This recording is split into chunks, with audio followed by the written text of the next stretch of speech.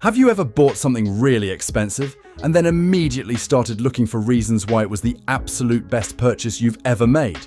Or maybe you've stayed in a job you hate, telling yourself, well, the commute is short, or at least the coffee is free. If any of this sounds familiar, you've experienced a fascinating psychological phenomenon called cognitive dissonance. So, what is it? Put simply, cognitive dissonance is that uncomfortable feeling you get when you hold two conflicting beliefs, or when your actions don't line up with your values. Think of it as a mental clash, a kind of internal static that your brain desperately wants to shut off. Our minds crave consistency. When there's a mismatch, we feel uneasy, stressed, and even anxious. Let's use a classic example.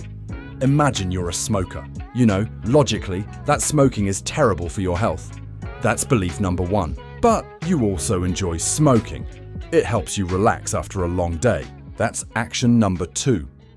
The conflict between these two creates dissonance. It's that nagging voice in the back of your head. So how do we resolve this internal battle? Our brains are pretty clever and will take the path of least resistance. We have three main options. First, you can change your behavior. In the smoking example, this is the hardest one.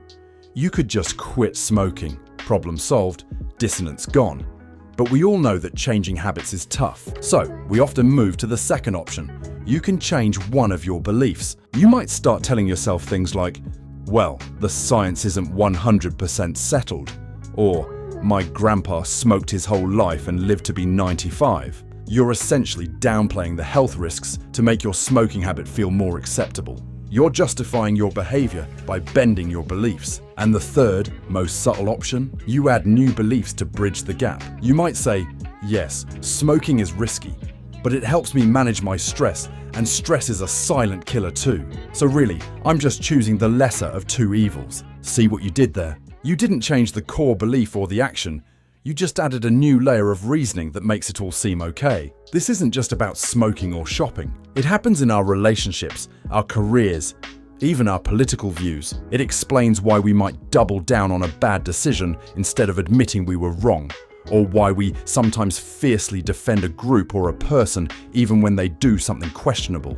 It's our mind's automatic defense mechanism to protect our ego and maintain a stable sense of self. So, the next time you feel that weird internal tension, that little squirm of discomfort when your actions and beliefs don't match, take a moment.